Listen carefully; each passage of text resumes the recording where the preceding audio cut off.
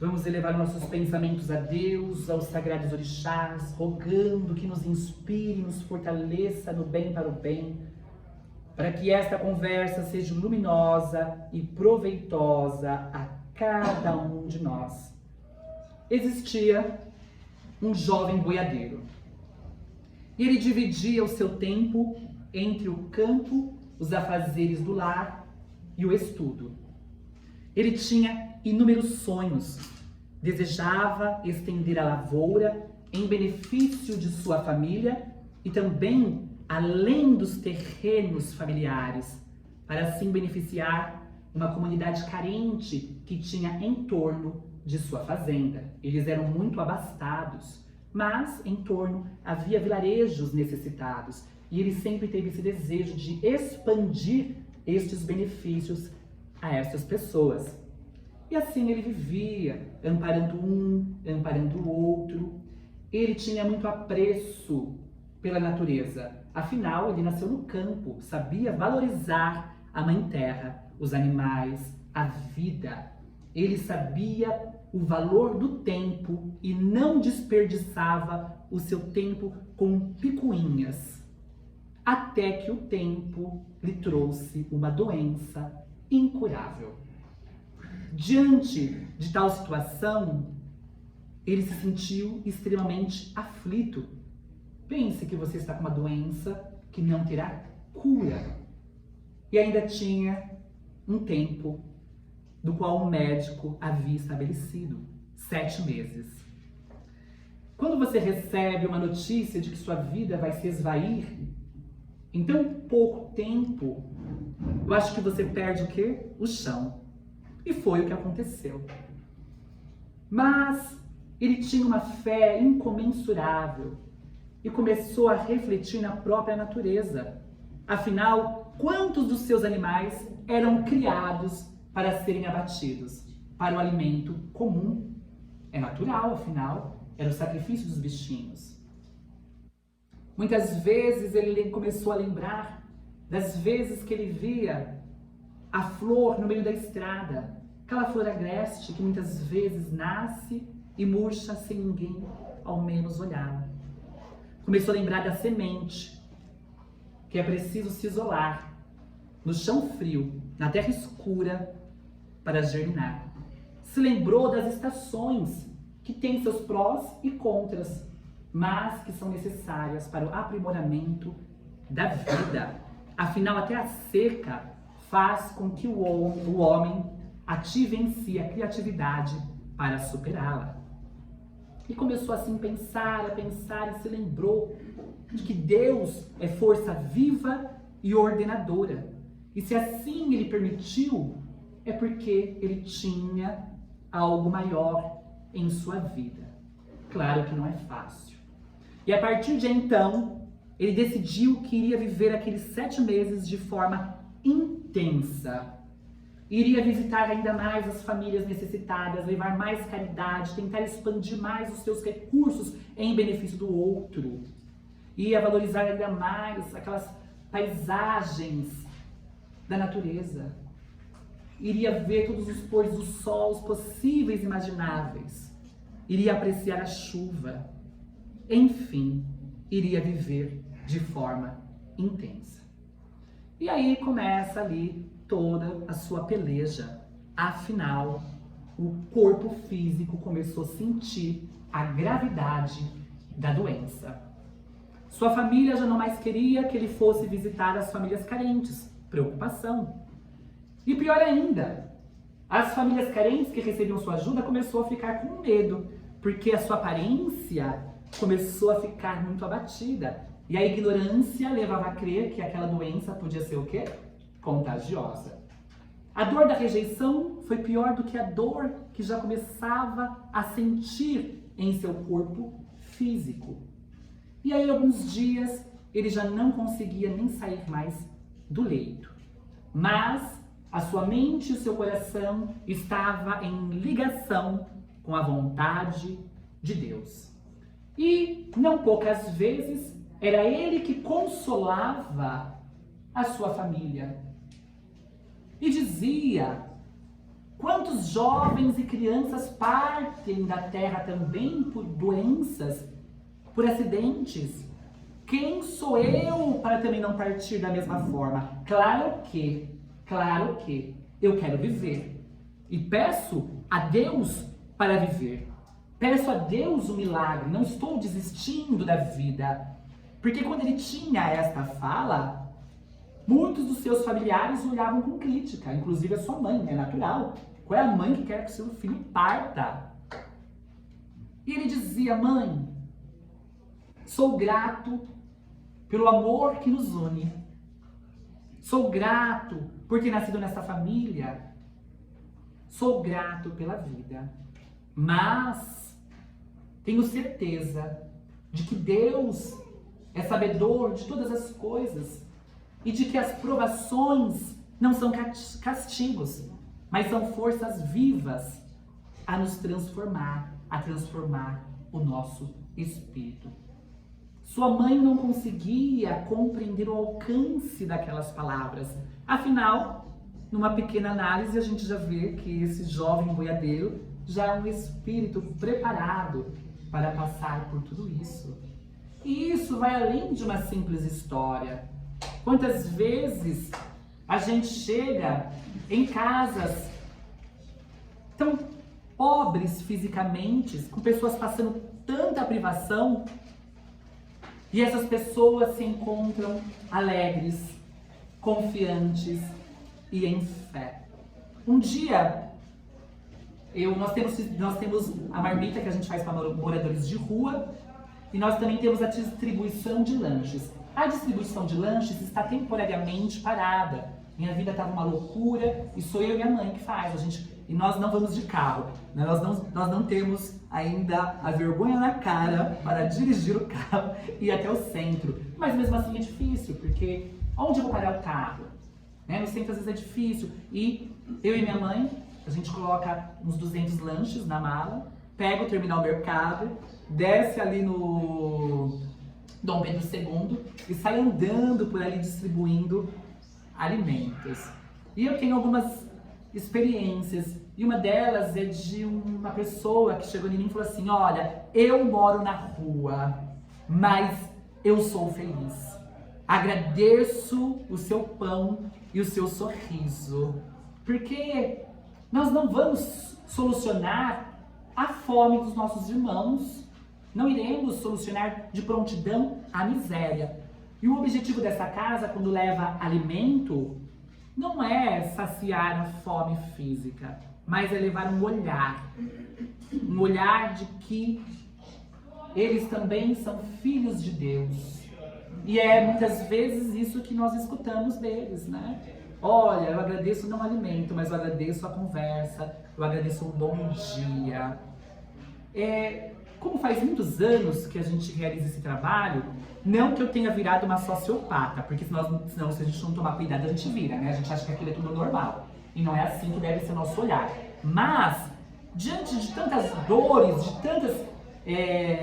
de tantos desalinhos que a gente encontra na rua, inclusive de extermínio, porque muitas vezes a televisão não passa, mas quantos dos nossos irmãos moradores de rua são exterminados? E pela lei. É complicado, é um assunto muito complicado. E, enfim, todas essas conversas, todas essas vivências, não que nos endurece, mas a gente acaba lidando de uma melhor forma. Até que um dia, eu e minha mãe fomos passando por uma barraquinha, debaixo de um viaduto, e aí gritamos: olha o lanche! Sai uma criança que tinha no máximo 3 anos.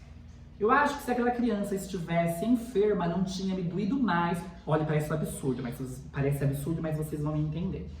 Se aquela criança estivesse enferma, não tinha me doído mais do que o sorriso da alegria pelo pão. Pelo pão! Não é doce, é pelo pão. Ela iria comer ali, naquele dia. Aí você fala: mas está em São Paulo, é fácil de se alimentar. Olha, depende. Depende, porque as pessoas estão cada vez mais fechadas ao amparo do outro. E aquilo me chocou. Mas enfim, Enfim, vamos voltar ao jovem boiadeiro, que tudo realizava de bom e de melhor para o seu próximo, como nós também tentamos realizar nesta casa. Mas eu queria lembrar desta alegria que muitas vezes esses espíritos que sofrem têm dentro de si, porque já trazem a certeza de que essas provações são burilamentos, libertações dos seus espíritos, e que um dia tudo isso passa. Um dia voltarão à pátria de luz, aonde muitos ricos fisicamente estarão na condição de mendigos de luz. Então, aquele jovem boiadeiro foi adoecendo, até que, numa noite de luar, ele parte como um pássaro que voa através da irmã morte. Crianças aí atrás, por favor. E aí, ele é levado a um campo, e neste campo, um velho boiadeiro o acolhe e diz: seja bem-vindo, sua missão foi cumprida. Ele olha com estranheza e diz: como assim minha missão foi cumprida? Tudo aquilo que eu desejava realizar, de fato, não foi concluído. A doença levou meu corpo. Sim, a doença do corpo não foi curada, mas a doença do espírito sim.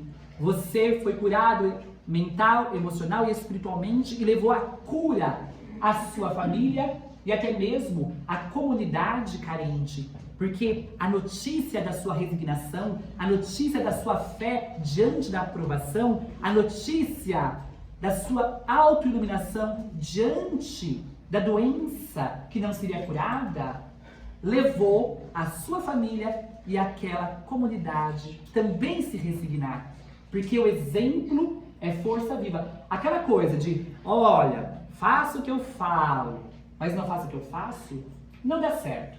A mãe que ensina o seu filho a não mentir, e a vizinha indesejada bate na porta, e a mãe fala pra ela que eu não tô.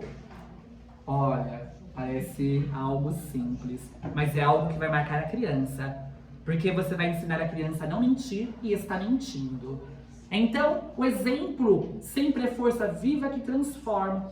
E o velho boiadeiro diz: até a sua mãe, seu pai, seus familiares mais chegados que lhe perderam, mesmo diante da dor, porque vai doer, não vão conseguir se paralisar. Porque o seu exemplo foi de extrema fé e de se entregar diante da vontade de Deus. Então, a família iria sofrer, mas não conseguiria se paralisar devido ao exemplo deixado pelo jovem boiadeiro. E aí, o velho boiadeiro termina. A sua missão foi lapidar, libertar a visão estreita dos irmãos da terra, mostrando que são mais do que corpos físicos e que não importa a aprovação. O importante é se entregar à vontade de Deus. Olha, essa história eu vou... Porque, claro, é uma história, um conto, aí pode falar, nossa, é um conto, que lindo, né? Mas quem vai viver dessa forma? Eu, na verdade, fiz este conto, escrevi este conto ontem, eu já estava pensando, olha como que é o universo, eu já estava pensando em algo deste tipo para trazer hoje, né? Porque nós estamos precisando desta força viva, todos nós temos passado por inúmeras provações e não tem sido fáceis, Então eu ia trazer esta conversa. E aí, almoçando na minha mãe, porque eu não cozinho, eu almoço lá, ela que lute. Almoçando na minha mãe, meu padrasto estava assistindo um podcast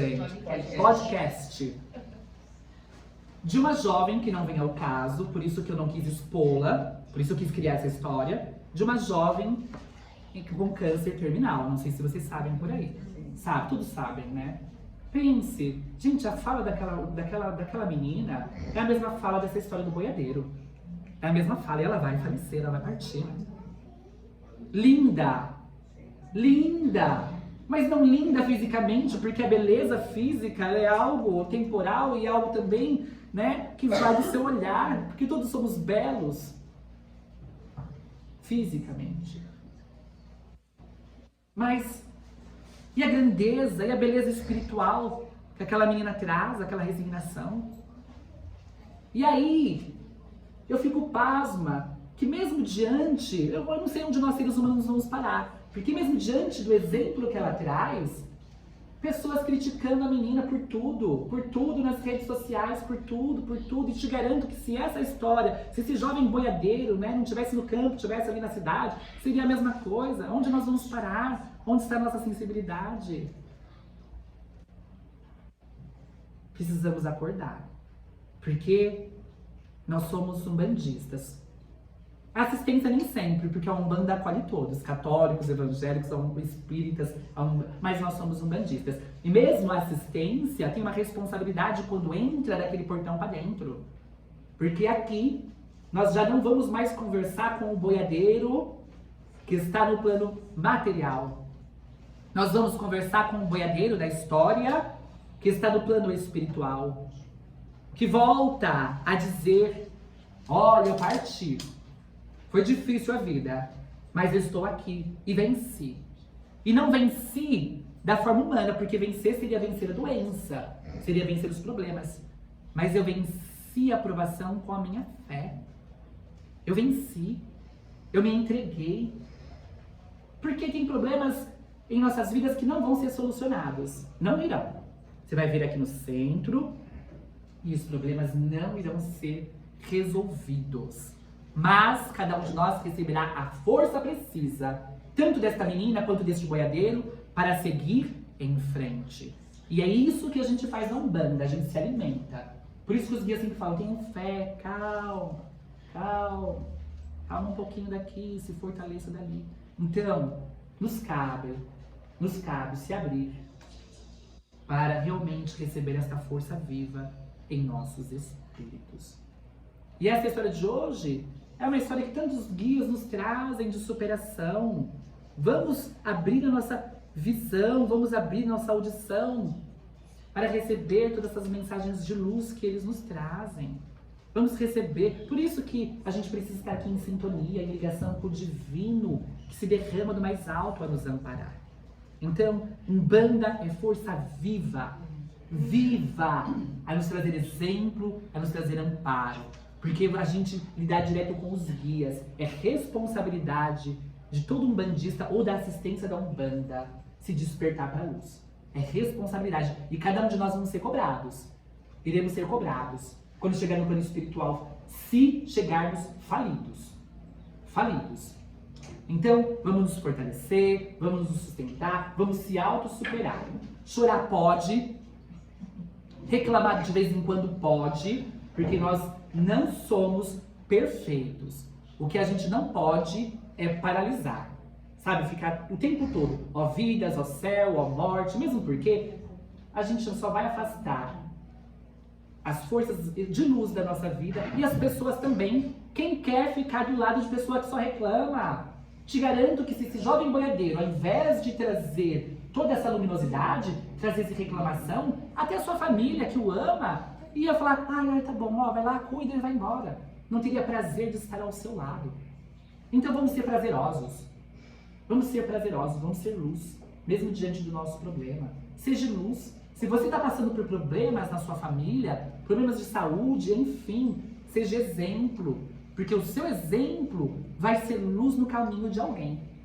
E assim a gente vai criando uma linda corrente de luz que um dia irá libertar a humanidade de toda essa perturbação. O reino do bem e da luz não é dessa terra ainda, gente. Mas ela é maravilhosa. Ela é maravilhosa, vamos vivê-la, vamos sintonizar com Deus. Louvado seja Deus, que assim seja.